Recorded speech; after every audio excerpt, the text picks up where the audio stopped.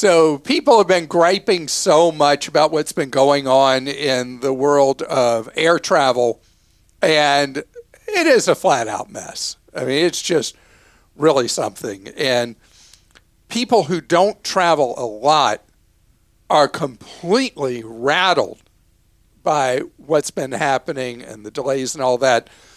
And same day service has become kind of a joke because so often it's taking people an extra day or 2, even 3 days to get to where they're going. And I fly virtually every week, and it's been really interesting. And so as someone who travels constantly, I want to talk about the keys to you doing as much as you can to protect your sanity. Rule number 1. Normally I would talk about how much money you could save by changing planes instead of going a nonstop. This year, fly nonstops if you at all possibly can. Because when you add in that connection, what you're doing to yourself and whoever's traveling with you is you're in Vegas, but you might be playing a game you need 2 dice, but you only got 1. I mean, it's the exponential problems when you go to a change of planes with how messed up the airlines are right now. Oh man, don't do it. Second, I'm not a morning person, okay? I don't like getting up early to take a flight.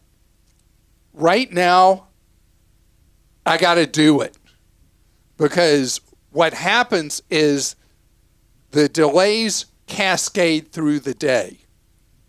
And the cancellations, if you end up in a flight situation that's messed up in the morning, you at least have a chance for same-day service, getting to where you were intending to go that same day.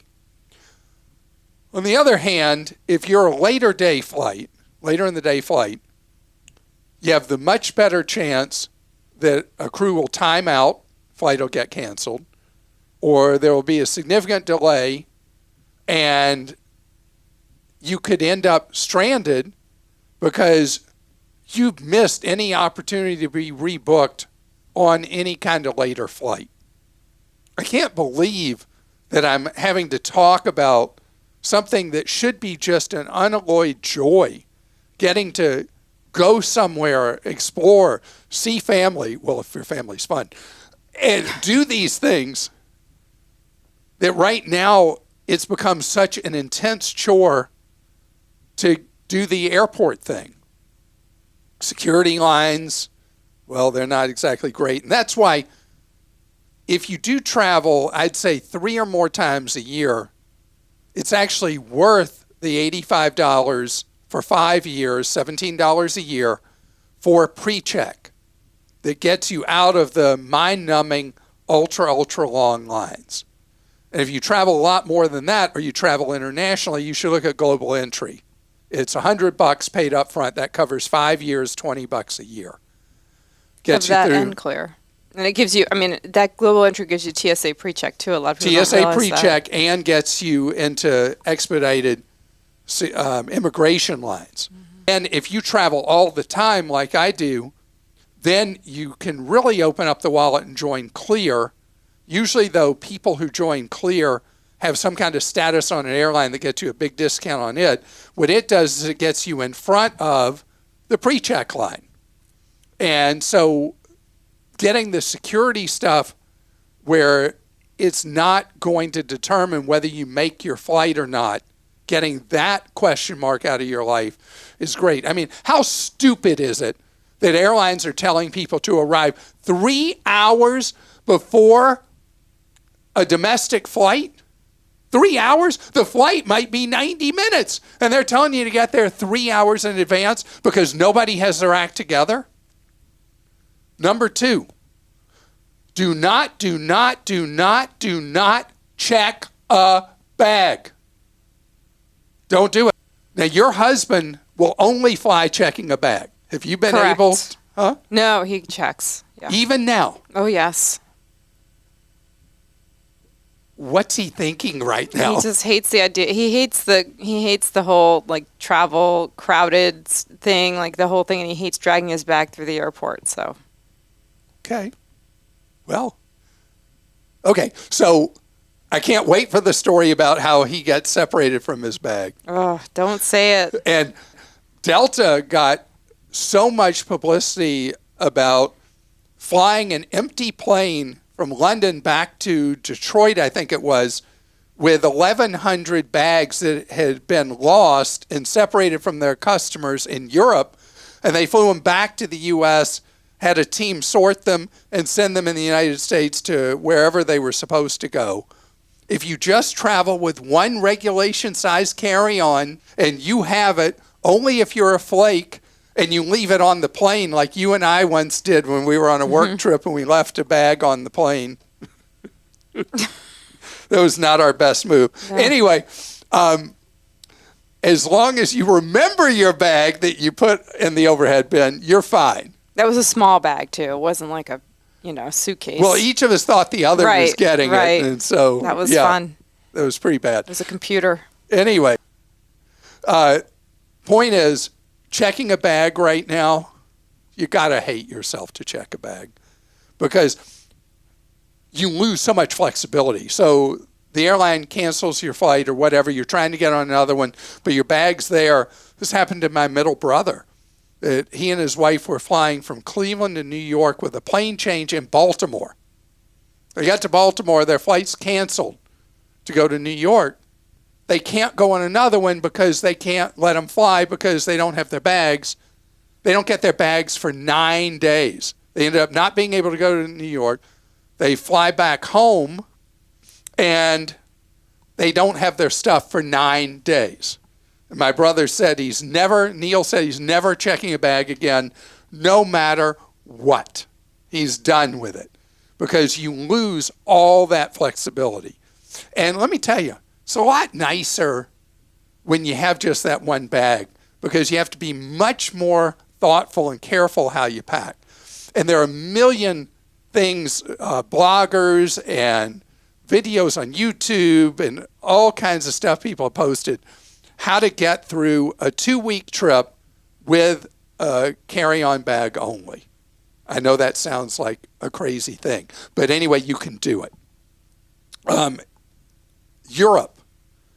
Okay, see, Europe is a mixed bag right now because Europe, the euro has lost value, huge amount of value because of Russia's invasion of Ukraine. And so the euro is now at parity with the dollar. At one time it was $1.60 for 1 euro. Now it's at parity, which means everything in Europe is deeply on sale for us. But then the European airports are having more problems than our airports are having. So I know it's weird, but even for a European trip, I want you to go carry on. You can't think about all that stuff I was talking about with domestic, going nonstop, first flight of the day and all that. You just got to be prepared that when things go wrong, you don't lose your mind. You just roll with it. You got to just, if you're not somebody who the water normally rolls off your back, maybe you shouldn't go right now. But if you can get your mindset where you just say, hey, look, we got stuck in Europe another 2 days. Well, we didn't get to see this. We didn't get to see that. You just go do it. It's such an opportunity right now that it's really, really worth it if you can put up with the difficulties in the European airports that you go for it. Now, a lot of the smaller European airports aren't having the same problems the biggest European airports are having. Amsterdam having the worst problems in Europe. Dublin's having a terrible time. London Heathrow, London Gatwick. There are a handful of airports that are having a really hard time. If you can avoid the ones that are in full meltdown, your trip is easier. What's the meltdown? Immigration, security, checking in. all three of those things. It's a trifecta of misery in these European airports that are having a big problem. But if you can look at other places to fly in Europe, and you can really have that attitude, que sera, sera, you're going to be fine. Because it'll all work out. If you're going on a cruise, I mentioned this 2 months ago. I'm going to mention it again. If you're going on a cruise that you cannot drive to if your plane ends up not going and make the ship, you need to build in extra days to get to the ship. I'm talking U.S. domestic. You don't want the ship sailing without you. So you got to build in these days. You got to do all this to protect that vacation. And I know there are people listening to you and me, Krista, right now that are like, I'm not doing all that. Mm-hmm. And that's your choice if you say, that I just took all the fun out of travel for you. But the important thing is that you don't lay out your precious money and vacation time and then have it all melt down on you. Now, what's the worst experience you've had with this going on? Well, I really haven't. I mean, I went to Iceland recently with my mother and daughter and had a great trip. And it did take us forever. It just felt like there was something weird going on in the airport going home. Like the security, they were pulling people aside and taking them back to rooms to ask them questions. They took my daughter, and it was just so many people, and that took forever. And Your daughter's really sketchy. Yes. Yeah. And then they pulled tons of bags aside, too, like more than I've ever seen, to go through them in security. Like I had some of my stuff messed up, like some gifts I had bought and everything, because they were just manhandling it like crazy. That's why I got nothing from Iceland. So, yeah, sorry. Yeah. Okay. But yeah, no, I've been very fortunate. I don't know if I'd go to Europe right now, like mainland Europe, because I've heard also it's so crowded. Like people, you can't even get into a restaurant like any time of day. Like just these big cities, everybody's just traveling at once, I think. I never have that problem at McDonald's. That's true. Yeah. That's true. And you wouldn't go to Iceland because you said because they don't have McDonald's there. They used to have 3 McDonald's in Iceland, and now they're all gone. So there is a time I would go. September. Yes, that would be great when it gets September, quieter. If you've heard all this stuff from me, September is the chill time, still with good weather, not as much daylight in Europe, it's so far north, but you have better weather in September than in May, and you're not going to have the crowd.